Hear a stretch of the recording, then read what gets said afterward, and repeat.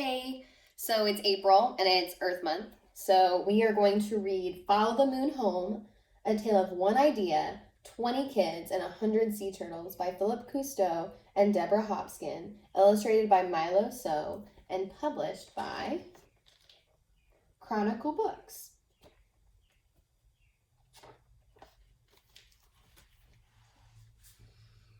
I always need help finding my way, especially in a new place.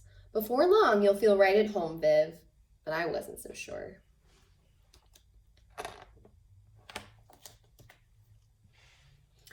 Welcome, Vivian, called Mr. J. You're just in time for the fun. We're looking for a problem to solve. I get out my pencil and bit my lip. So they're going to find a problem to solve. They're going to gather information about it. They're going to figure out what to do. They're going to put a plan into action. They're going to tell others how they can make a difference. And then they're going to think about everything that they did after. I rode my bike all over town looking for a problem. Mostly I just got lost.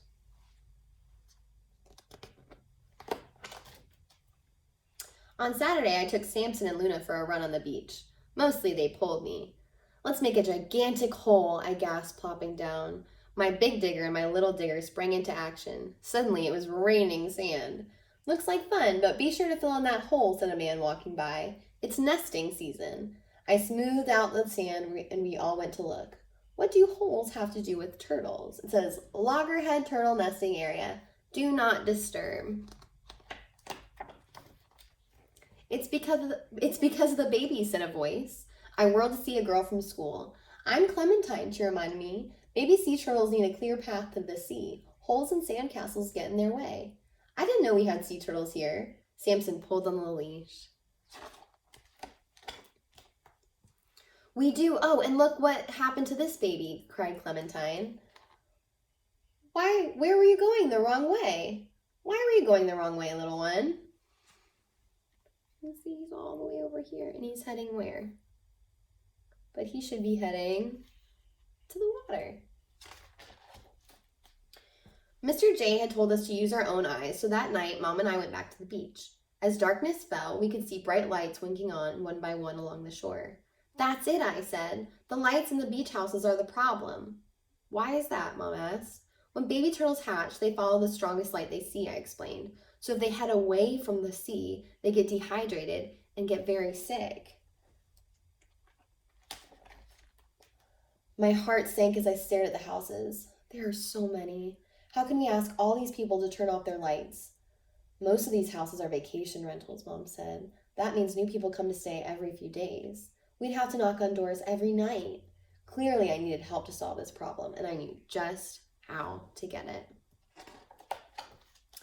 On Monday morning, Clementine and I raised our hands first. We told the class we learned and observed about loggerhead sea turtles.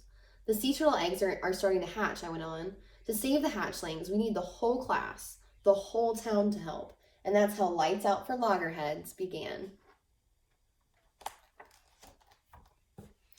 Our classroom became the Loggerhead Lab. First, we gathered lots of information. We read books, we visited an aquarium and sea turtle hospital. We asked someone from the South Carolina Marine Turtle Conservation Program to speak to our class. We all brainstormed solutions, choosing the best ideas, and then we got to work. We made posters and delivered them all over town. We wrote fact sheets for all the vacation beach houses. It says, Lights out for loggerheads. Let's keep our beaches dark at night, turn outside lights, and keep curtains closed. Thank you.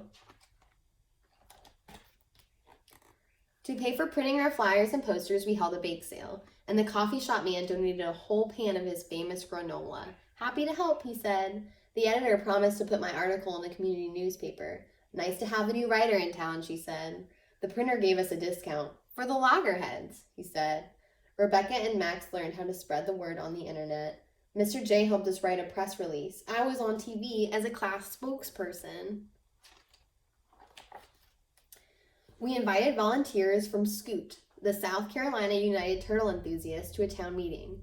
When the big night arrived, the room was packed. The room buzzed with ideas. We talked about how to make our beach a great place for turtles, how to mark nests, run nightly patrols, what to do if hatchlings get in trouble. It says, do keep beaches dark. Turn off outside lights during nesting season. Do stay clear. Don't disturb nests. Adult turtles or hatchlings. Do not get involved. Volunteer. Help protect sea turtles on our beaches. Lights Out for Loggerheads campaign. At the end, we decided to form our own volunteer group, and people cheered for our class. Mr. J beamed, "I'm so proud of you all." That was the best night ever, until on the last evening of summer school, we went on a turtle patrol. Lots of parents came too. Everyone smiled as we watched the lights along the beach go out one by one. We had done it. Suddenly, movement on the sand caught my eye. "Over here," I whispered. We crept closer, careful to stay quiet. A crescent moon shone over the waves. The sea glittered like silver. I made out first one and then two hatchlings. Soon the sand seemed to boil over with life. Tiny turtles, no more than 2 inches long, so about as big as my thumb, burst from the nest. We watched, barely daring to breathe. Would they know where to go? So let's see how many you count. I count 1, 2, 3. Then they were off, scurrying over the sand into the shimmering sea. What did you notice? There's no lights on in the houses, so everyone heard what they said, and they thought they were going to be kind to the turtles, so they turned off the lights. And look at what happened. The turtles get safely to the ocean.